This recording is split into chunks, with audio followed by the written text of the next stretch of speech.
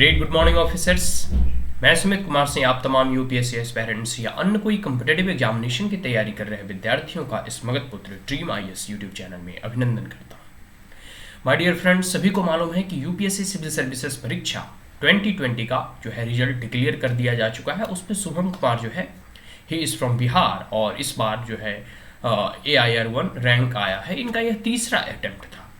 तो इनकी क्या स्ट्रैटेजी थी, इनकी क्या रणनीति थी, इन्होंने अपनी तैयारी कैसे की, इनका ऑप्शनल सब्जेक्ट क्या था और मोर और लेस कह सकते हैं इनका बैकग्राउंड क्या था, इन तमाम चीज़ों के बारे में आज हम लोग इस वीडियो में जानने का प्रयास करेंगे। देखिए, अब यह एक आइकॉन बन गए हैं, एक कह सकते हैं ना कि आइडियल बन गए हैं बहुत सारे यूपीएससी एस्पिरेंट्स का, और जो इस बार का या फिर इन फ्यूचर कभी भी यूपीएससी की तैयारी करने के बारे में सोचेंगे तो अगर कह सकते हैं कि टॉपर्स के बारे में जानने का प्रयास करेंगे तो उनके लिए ये वीडियो बहुत ही अच्छा है। और पूरी की पूरी हम इनके क्या अब तक की स्ट्रैटेजी रही है, इनका ऑप्शनल कौन सा सब्जेक्ट था, उन तमाम चीज़ों के बारे में हम लोग जानने का प्रयास करेंगे। तो आइए आगे बढ़ते हैं। ठीक है, ये रहे। ठीक है, शुभम कुमार जो है इनका नाम है पूरा। अगर आप हमारे चैनल पे पहली बार आए हैं तो हमारे चैनल को लाइक शेयर और सब्सक्राइब कर सकते हैं। Also press the bell icon ताकि मैं कोई भी वीडियो डालूं तो उसका नोटिफिकेशन आप तक जल्द से जल्द पहुंच सके। ठीक है, तो इनके थोड़ी बैकग्राउंड के बारे में जान लेता हूँ। अधिक से मैं बैकग्राउंड में नहीं लूँगा। ठीक है, ये बेसिकली बॉर्न इन मतलब एक विलेज है, गाँव है, ग्रामीण परिवेश से ये बिलोंग करते हैं। विलेज बैकग्राउंड है इनका, विलेज और रूरल इंडिया से बिलोंग करते हैं। कटिहार डिस्ट्रिक्ट, एक बिहार में कटिहार डिस्ट्रिक्ट है, उसी डिस्ट्रिक्ट में इनका जन्म हुआ। और अगर इनकी एजुकेशनल क्वालिफिकेशन की बात करूँ तो स्कूलिंग वगैरह तो जहाँ उन्होंने किया, लेकिन ग्रेजुएट ये हुए हैं IIT बम्बई से, मतलब एक इंजीनियर है, सिविल इंजीनियरिंग में इन्होंने IIT बम्बई से, one of the prestigious institute, ठीक है, इंडियन इंस्टीट्यूट ऑफ टेक्नोलॉजी, वहाँ से इन्होंने ग्रेजुएट किया। ग्रेजुएट के दौरान ही, मतलब जब ये रिसर्च कर रहे थे उसी के दौरान इन्हें लगा कि नहीं, ये सब चीज़ें तो ठीक है, लेकिन हम रूरल इंडिया के लिए, ग्रामीण परिवेश के लिए या आम लोगों के लिए या फिर कह सकते हैं ना कि जो ग्रामीण परिवेश में जो रूरल, जो पुअर पीपल होते हैं, उनके लिए अपना क्या योगदान कर सकते हैं, क्या सर्विस प्रोवाइड उन्हें कर सकते हैं, और हम एक व्यक्ति के रूप में अपने समाज के लोगों के उत्थान में क्या कह सकते हैं ना कि एक अहम रोल प्ले कर सकते हैं। उसके बाद इन्होंने ग्रेजुएशन कंप्लीट होने के बाद फिर यूपीएससी की सिविल सेवा परीक्षा की तैयारी तुरंत प्रारंभ कर दे, विदाउट एनी कोई भी लेट वेट होने का कारण, या ऐसा नहीं कि जॉब करके सर्विस ज्वाइन कर लेते हैं, कुछ साल का एक्सपीरियंस लेते हैं फिर हम सिविल सर्विसेज की तैयारी करेंगे, नहीं, ऐसा नहीं है। इन्होंने तुरंत ग्रेजुएट कंप्लीट किया और साथ साथ मतलब फाइनल ईयर आते आते तक इन्होंने अपना प्रिपरेशन प्रारंभ कर दिया था। तो इनका कहना था कि फ्रॉम माई यंग एज, मतलब ये देखिए, बिहार एक ऐसे कह सकते हैं ना कि बिहार में ये सही है कि पॉवर्टी है, पॉपुलेशन अधिक है, या फिर कह सकते हैं कि बिहार के एक मतलब एक जो छवि होती है ना, वो कुछ भी रही हो, लेकिन बिहार में बहुत बड़े बड़े पुरुष हुए हैं। जैसे बुद्ध को ज्ञान वहाँ मिला है, जैन का भी वहाँ धर्मस्थली और तीर्थस्थली, कर्मस्थली जो भी कहें, फिर गुरु गोविंद सिंह का भी जन्मस्थली है, कौटिल्य चाणक्य का है, जयप्रकाश नारायण का, महात्मा गांधी के चंपारण का। तो मगध या फिर बिहार अपने आप में कह सकते हैं कि कुछ भी आज वर्तमान में हो, लेकिन उसका अतीत और भविष्य भी बहुत ही उज्जवल रहेगा और है। ठीक है, चाहे उसके बारे में कितना ही निगेटिविटी फैला दो। मैंने बहुत सारे न्यूज़पेपर्स में देखा कि they are not talking about the Bihar guys who top the UPSC civil services examination, someone written like the IIT Bombay students crack this UPSC civil services or top the UPSC civil services examination anyway। तो जो कह सकते हैं एक जियोप्रोडाइज stereotype है बिहार को लेकर, और बिहार का एक बैकग्राउंड रहा है कि बहुत सारे सिविल सर्वेंट जो है वो बिहार से टॉप करते हैं, और इस बार भी वही हुआ। प्रीवियस देखोगे तो जितने भी IITian है या फिर इंजीनियरिंग में जाते हैं या फिर IIT क्रैक करते हैं या फिर सिविल सेवा क्रैक करते हैं, उसमें बहुत सारे जो है ना बिहार के स्टूडेंट होते हैं। तो उसी में कह सकते हैं ना कि फ्रॉम यंग एज, मतलब बचपन काल से ही I saw the pain of the rural people. इन देखिए, ग्रामीण परिवेश से थे तो गाँव में आना जाना, गाँव में रहन सहन, खाना पीना, मतलब ग्रामीण परिवेश के वातावरणों से और इन्वायरमेंट से घिरे हुए थे। तो जो दर्द था एक रूरल पीपल का, जो ग्रामीण लोगों का, उसको यह भली भांति जानते थे और बालकाल से, बचपन से ही यह जानते थे। टू वर्क फॉर देम, और उनके लिए कुछ कार्य करना चाहते थे। Is the sole motivation for me to take civil services, मतलब यह इनका एकमात्र जो है कह सकते हैं ना कि वह जो दर्द दुख और जो पीड़ा जो आम लोगों का, जो गरीब लोगों का था, उनको देखकर यह व्यथित हुए। कैसे स्वामी विवेकानंद जो है गरीब और आम जनमानस को भूखे देखकर या उनकी तड़प को देखकर, उनकी दरिद्रता को देखकर व्याकुल हो जाते थे। तो हर एक व्यक्ति जो जीवन में कुछ महान करना चाहता है, तो उनके लिए कौन मोटिवेशन का कारक होते हैं? वह होते हैं जो गरीब पीपल और वंचित, दलित और कह सकते हैं ना कि पीड़ित लोग, जिन्हें देख कर या इनके मन में ऐसी भावना जागृत होती है कि हम इनके लिए कुछ करें, तो वहीं से यह मोटिवेशन प्राप्त करते हैं। ठीक है, और ये इनका स्टेटमेंट है कि फ्रॉम माई यंग एज, बचपन से ही, मतलब युवा काल से ही, I saw the pain of the rural people, to work for them is the sole motivation for me to take civil services. ठीक है, तो सिविल सर्विसेज में आने का जो इनका उद्देश्य था वह यही था कि हम ग्रामीण लोगों का जो है उत्थान कर सके, उनका जो है विकास कर सके, उनका डेवलपमेंट कर सके, उन्हें कुछ उनके जो दर्द और उनके पेन को जो कुछ रिड्यूस कर सके। ठीक है, अब आइए इनका कैडर है। ऑब्वियसली कैडर जो है, जो भी कैंडिडेट होम टाउन ही सिलेक्ट करना चाहता है और ऑल इंडिया रैंक 1 भी आ गया है, तो इन्हें बिहार कैडर आसानी से मिल भी जाएगा, कोई भी किंतु परंतु नहीं हुआ। चॉइस भी इनका बिहार है। अटेम्प्ट देखिए, इनका 3rd अटेम्प्ट में AIR-1 ये क्रैक की, मतलब AIR-1 पोजीशन पे आए। पहले अटेम्प्ट में भी इन्होंने कह सकते हैं कि ऑलरेडी ये सर्विस में थे, ट्रेनिंग चल रहा था इनका। तो शुभम जी का जो है फर्स्ट अटेम्प्ट जो है वो 2018 में, मतलब 2018 में इन्हें, मतलब जस्ट इंजीनियरिंग के साथ साथ जो है इंजीनियरिंग के बाद तुरंत बाद जो है ये फॉर्म भर दिए थे, लेकिन उनकी तैयारी उतनी अच्छी नहीं थी, तो इस कारण बस जो फर्स्ट अटेम्प्ट में ही enable to even the clear the prelims examination, प्रारंभिक परीक्षा भी यह क्लियर नहीं कर पाए। लेकिन सेकेंड अटेम्प्ट में जो है 2019 में जो है यह AIR-290, मतलब 290 रैंक इनका आया। ठीक है, और इनका जो है 3rd अटेम्प्ट इस बार जो है यह सभी को मालूम है, सर्वविदित है कि यह AIR-1 मतलब टॉपर बने पूरे ऑल ओवर इंडिया के। ना इनके कुछ प्रिपरेशन स्ट्रैटेजी के बारे में जान लेते हैं कि आखिर इनकी तैयारी करने की रणनीति क्या थी, आखिर इन्होंने अपनी तैयारी कैसे किया, मतलब क्या क्या, या मतलब अपने कितने घंटे पढ़ते थे, मतलब क्या इनकी मोर और लेस कह सकते हैं प्लान थी, स्ट्रैटेजी थी, और किस तरीके से इन्होंने यह सफलता सुनिश्चित किया या अर्जित किया। तो डेली अगर इनकी रूटीन की बात करूं तो 7 से 8 आवर्स रेगुलर। देखिए, कोई भी यूपीएससी परीक्षा हो या कोई भी कॉम्पिटिटिव एग्जाम हो, इसमें रेगुलरिटी और कंसिस्टेंसी बहुत मायने रखता है। आप ऐसा नहीं कि एक दिन 15 घंटा पढ़ लिए, दूसरे दिन जो है कुछ भी नहीं पढ़े। इसमें रेगुलरिटी जो है और कंसिस्टेंसी जो है मैटर करता है। तो डेली ही 7-8 घंटे, लेकिन नित्य दिन पढ़ाई होनी चाहिए।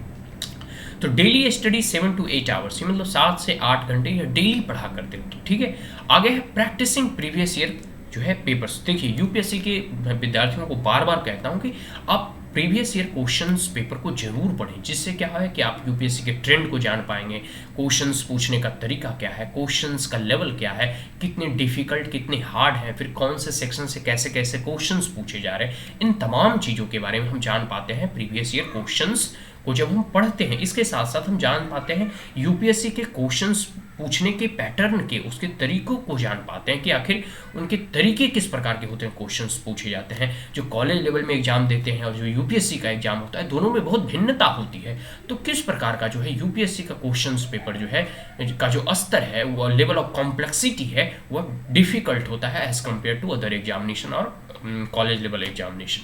तो प्रीवियस ईयर क्वेश्चंस को हमेशा प्रैक्टिस करना चाहिए, और इनकी एक बहुत ही अच्छी रणनीति थी कि यह प्रीवियस ईयर क्वेश्चंस को अधिक मात्रा में अभ्यास किया, उसका प्रैक्टिस किए, और जो है प्रिपरेशन में इनके कह सकते हैं कि बहुत ही एक अहम योगदान और इम्पॉर्टेंट फैक्टर प्ले करता है। ठीक है, आगे मॉक टेस्ट। मैं बार बार विद्यार्थियों से कहता हूँ कि मॉक टेस्ट के जरिए आपने कितना पढ़ा है उसका अभ्यास कैसे होगा, वो होगा मॉक टेस्ट में। बिकॉज मॉक टेस्ट आपकी एक रिवीजन करा देता है, 1-1.5 साल का करेंट अफेयर का स्टैटिक पोर्शन का रिवीजन करा देता है, साथ साथ क्वेश्चंस को कैसे 2 घंटे में सॉल्व किया जाना चाहिए प्रीलिम्स का, या फिर मेंस में कैसे स्पीड में लिखा जाना चाहिए। 3 घंटे में 20 क्वेश्चंस लिखने होते हैं, कोई 150 शब्द, कोई 250 शब्द। फिर क्वेश्चंस को लिखने में उतना स्ट्रेस, एक कह सकते हैं ना, स्ट्रेस झेलने की कैपेसिटी डेवलप होती है। ये तमाम चीज़ें जो है मॉक टेस्ट के जरिए जो है आता है। तो इनकी भी स्ट्रैटेजी थी, मतलब शुभम जी का, कि इन्होंने मॉक टेस्ट बहुत ही कह सकते हैं दिए थे। मॉक इंटरव्यू भी इन्होंने दिया है, तो आप चाहेंगे तो मॉक इंटरव्यू देख सकते हैं, यूट्यूब पे अवेलेबल है। आगे है making a peer group. Peer group मतलब है सहपाठियों का ग्रुप जो अध्यापन करते हैं, मतलब वैसे लोग जो सिर्फ यूपीएससी की प्रिपरेशन करते हैं, उनके साथ इनकी कुछ लोगों का ग्रुप बनाया गया, कुछ लोगों का कह सकते हैं ना कि इनने इनके बैचमेट वगैरह भी रहे, बहुत सारे इंजीनियर बैचमेट हैं, उनके बारे में आगे हम लोग देखेंगे। तो इन ग्रुप बनाकर जो है ग्रुप डिस्कशन हो गया, ग्रुप स्टडी हो गया, या फिर ग्रुप में नोट्स और मटेरियल को शेयर करना, इन तमाम चीज़ों का इन्होंने फुल्ली यूटिलाइजेशन किया। फिर ऑनलाइन मटेरियल जितने भी अवेलेबल थे इसका इन्होंने यूटिलाइज किया, चाहे ऑनलाइन में यूट्यूब टॉपर्स के वीडियो रहे हो, यूट्यूब कोचिंग इंस्टीट्यूट्स के वीडियो रहे हो, या फिर टॉपर की स्ट्रैटेजी रहा हो, तो ऑनलाइन जितने भी मटेरियल्स हैं उन तमाम चीज़ों का इन्होंने बखूबी जो है प्रयोग किया। एग्जाम स्ट्रैटेजी बाई 2 और 3 कोचिंग इंस्टीट्यूट, और मात्र 2 से 3 ही कोचिंग इंस्टीट्यूट्स के एग्जाम स्ट्रैटेजी को फॉलो किया। बहुत अधिक जो है इंस्टीट्यूट्स को फॉलो करने की आवश्यकता भी नहीं होती, कोई भी 1 या 2 या 3 इंस्टीट्यूट का अधिक से अधिक जो है आप फॉलो अगर करेंगे तो वो मोर देन एनफ और सफिशियंट होगा।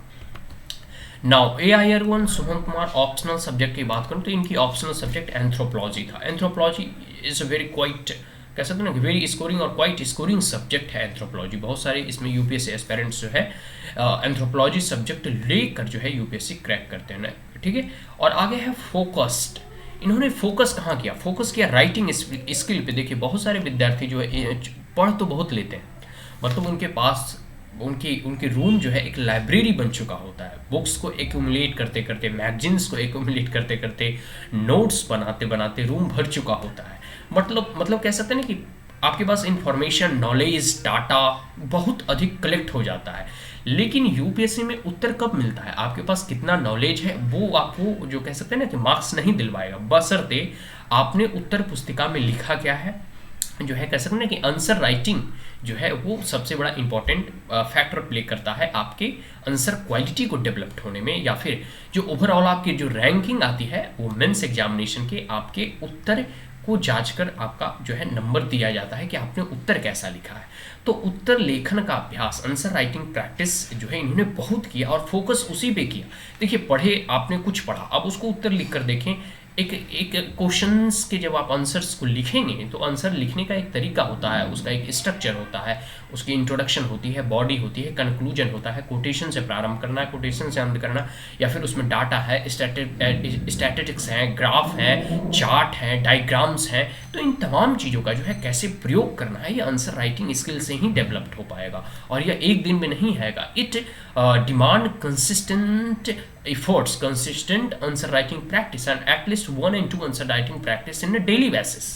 तो इन्होंने आंसर राइटिंग प्रैक्टिस पे बहुत ही अधिक फोकस किया। आगे है मेक नोट्स, और जो है एप्रोप्रिएट वे में प्रॉपर नोट्स बनाए, जो भी बुक्स अवेलेबल थे स्टैटिक पोर्शन के और करेंट अफेयर वगैरह के। और ये क्रेडिट देते हैं IIT बैचमेट्स, जो एंथ्रोपोलॉजी सब्जेक्ट है ऑप्शनल सब्जेक्ट का, इसको लेकर, और अपने पीयर्स ग्रुप में जो इनके एक IIT बैचमेट्स थे उन्होंने भी इसकी तैयारी, मतलब यूपीएससी की तैयारी कर रहे थे और उनका भी एंथ्रोपोलॉजी सब्जेक्ट था। तो उसी को लेकर जो है उनको जो है क्रेडिट देना चाहते हैं, मतलब उनको धन्यवाद देना चाहते हैं कि उनकी मदद से, अब जैसे एक ही ऑप्शनल सब्जेक्ट के 2-3 दोस्त हैं, अगर एक ही ऑप्शनल सब्जेक्ट की तैयारी करें तो कुछ नोट्स वो बना लेते हैं तो उनके साथ वो शेयर कर देते हैं, कुछ नोट्स शुभम जी बना लेते हैं तो अपने फ्रेंड्स के साथ शेयर कर देते हैं। तो ये उनकी स्ट्रैटेजी थी, और कह सकते हैं ना कि अपने फ्रेंड्स का फुल यूटिलाइजेशन करना। अदरवाइज अभी के डेट में जो है फ्रेंड्स का जो है सिर्फ girlfriend, boyfriend, party, pub, club में ही समय जो है व्यर्थ हो जाता है। तो इन तमाम चीज़ों से इन्होंने बचा, और किस प्रकार जो है एजुकेशन में, किस प्रकार जो है यूपीएससी की प्रिपरेशन में जो है फ्रेंड्स का योगदान होना चाहिए, उसका जो है ये इन्होंने जो है राइट यूटिलाइजेशन किया एट द राइट टाइम और राइट प्लेस। अब आ जाता है इंटरव्यू की बात। इन्होंने आखिर साक्षात्कार की प्रिपरेशन कैसे किया? तो यूपीएससी एस्पिरेंट, जितने भी यूपीएससी एस्पिरेंट्स हैं, इनफैक्ट कोई भी एस्पिरेंट्स हो, कोई सिंपल सी अगर कोई भी जॉब में ही अगर आप इंटरव्यू और साक्षात्कार देने जाते हैं तो उसमें आपको डर लगता है, एक फियर लगता है, ठीक है। एक मतलब मन में जो है डर की भावना होती है कि पता नहीं कैसा क्वेश्चंस पूछे जाएंगे, किस प्रकार के जो है हमारा बॉडी लैंग्वेज होना चाहिए, किस प्रकार के वहाँ जो सामने पैनलिस्ट हैं किस प्रकार की हमारी आई कांटेक्ट होनी चाहिए। तो इन तमाम चीज़ों को लेकर, और बहुत लोग जो इंट्रोवर्ट होते हैं, जो कम बोल चाल करने वाले लोग होते हैं, उन्हें तो बहुत और अधिक जो है डर लगता है इंटरव्यू फेस करने में। और अगर कह सकते हैं ना कि यूपीएससी या कोई भी कम्पिटेटिव एग्जामिनेशन की सबसे अगर डिफिकल्ट अगर जर्नी हो, सबसे अगर किसी को डिफिकल्ट लगता है तो वो इंटरव्यू। आपके पास नॉलेज बहुत है, ज्ञान बहुत है, आपके पास डाटा और कह सकते हैं ना कि आंकड़ा वगैरह का कलेक्शन बहुत है, लेकिन at the end of the day जब आपकी पर्सनालिटी टेस्ट होती है, तो जब आप वहाँ जाते हैं, बोर्ड मेंबर्स को और पैनलिस्ट को, इंटरव्यू बोर्ड को जब आप फेस करते हैं, तो आपके अंदर वो कह सकते हैं ना, सेल्फ स्टीम कह सकते हैं, लेवल ऑफ कह सकते हैं ना कि इन्फीरियरिटी जो है, कॉम्प्लेक्स है, वो अधिक छा जाता है। आप जो है उतना अधिक बोल नहीं पाते हैं, आप में आत्मविश्वास की कमी झलकती है। और ये जो होता है ना कि स्टेज फियरिंग जो कह सकते हैं ना कि बहुत सारे कैंडिडेट में होते हैं जो स्टेज से फियर करते हैं, बोलने चालने में उतने कह सकते हैं फॉरवर्ड नहीं होते हैं, कॉन्फिडेंट नहीं होते हैं, वो इंटरव्यू में उनकी पर्सनालिटी, उनका व्यक्तित्व का जो है कह सकते हैं ना परीक्षण में वो पीछे छूट जाते हैं। तो इंटरव्यू से सभी को डर लगता है, ठीक जो है वो वही कह रहे हैं, शुभम जी कहते हैं कि UPSC aspirants fear the interview, मतलब जितने भी यूपीएससी एस्पिरेंट्स हैं फियर द इंटरव्यू। इन्होंने इंटरव्यू का मॉक टेस्ट भी लिया है, आप चाहे तो मॉक टेस्ट जाकर इनका देख सकते हैं। तो शुभम एस्योर्ड एस्पिरेंट्स, ये फिर एस्पिरेंट्स को सजेशन करते हैं, एडवाइस करते हैं कि चेक देयर पर्सनालिटी, मतलब आपका व्यक्तित्व कैसा है यह आपसे बेहतर कोई नहीं जानता है। तो इससे अच्छा और क्या अवसर हुआ कि आप अपने व्यक्तित्व को जानें, आप अपने बारे में जानें कि आपका व्यक्तित्व कैसा है, आप कैसे हैं और आपकी कह सकते हैं क्या रणनीति होनी चाहिए। ठीक है, आपके इंटरव्यू को लेकर आप इंटरव्यू की कैसी तैयारी करें, इन तमाम चीज़ों के बारे में आप जो है अपने व्यक्तित्व का पहले निरीक्षण कीजिए, अपनी हॉबी का, अपने लाइक्स एंड डिसलाइक्स का, अपने स्ट्रेंथ और वीकनेसेस का, आपके कौन से टॉपिक्स, कौन से एरिया में अच्छी पकड़ है, इन तमाम चीज़ों के बारे में आप जानिए। आगे है in depth knowledge of subject, आपकी जो ऑप्शनल सब्जेक्ट है उसके बारे में आपकी इन डेप्थ नॉलेज होनी चाहिए। आप जो भी आपकी जो हॉबी वगैरह है, आप जो DAF भरते हैं ना, डिटेल्ड एप्लीकेशन फॉर्म, इस पे भी आपकी पकड़ होनी चाहिए। और सब्जेक्ट के बारे में, जिस सब्जेक्ट जो है आपका ऑप्शनल रहता है, इस पे तो आपकी इन डेप्थ नॉलेज होनी ही चाहिए, because they are optional subject, वह वैकल्पिक विषय है। ठीक है, या फिर जिससे आपने MA वगैरह किया है, उन तमाम चीज़ों के बारे में आपको जानकारी होनी चाहिए।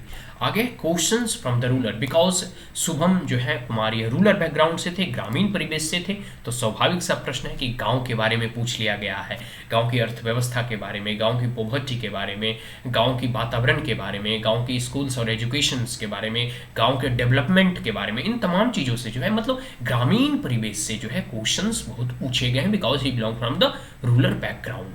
आगे है एग्रो सेक्टर, मतलब एग्रीकल्चर से देखिए, भारत एक कृषि प्रधान देश है, इसके साथ साथ बिहार भी एक कृषि प्रधान राज्य है, क्योंकि यहाँ बहुत इंडस्ट्री वगैरह है नहीं, तो है कृषि पे डिपेंडेंट लोग हैं। बिहार की अर्थव्यवस्था ही कह सकते हैं कृषि पे डिपेंडेंट है।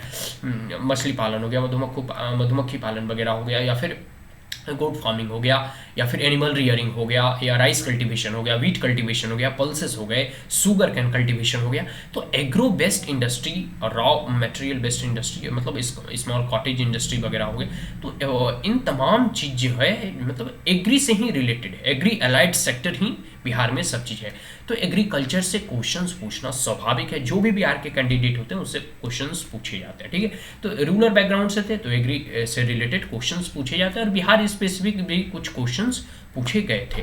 आगे various policies of the government, और गवर्नमेंट के पॉलिसीज के बारे में भी क्वेश्चंस पूछा गया कि भारत सरकार की क्या पॉलिसी है, या राज्य सरकार की क्या नीतियां हैं गरीबों के उत्थान के लिए, एग्रीकल्चर डेवलपमेंट के लिए, अभी जैसे फार्म एजुटेशंस वगैरह चल रहे हैं। तो इन तमाम चीज़ों से जो है इंटरव्यू के जो बोर्ड मेंबर्स होते हैं वो क्वेश्चंस पूछते हैं। आगे कॉन्फिडेंट आंसर, सबसे बड़ी चीज़ है आप जानते हैं या नहीं जानते हैं, यह एक मुद्दा हो सकता है, यह एक इशू हो सकता है कि किसी क्वेश्चंस के उत्तर आपको पता है और किसी क्वेश्चंस के उत्तर नहीं पता है, but the level of your presentation, the way you present is matter a lot. जिस प्रकार से आप वहाँ अपने उत्तर को रखते हैं, आप अपने व्यक्तित्व का वहाँ कह सकते हैं ना प्रदर्शन करते हैं, वो बहुत अधिक मैटर करता है। तो कितने आत्मविश्वास के साथ, कितने उत्साह के साथ आप जो है अपनी पर्सनालिटी का, अपने व्यक्तित्व का वहाँ प्रदर्शन करते हैं, वो आपको मार्क्स दिलाता है। आपका एटीट्यूड क्या होगा, आपका पॉजिटिव एटीट्यूड है, नेगेटिव एटीट्यूड है, ये तमाम चीज़ जो है आपको इंटरव्यू में मदद करता है। और वो वही कह रहे हैं कि how confidently you answer the question.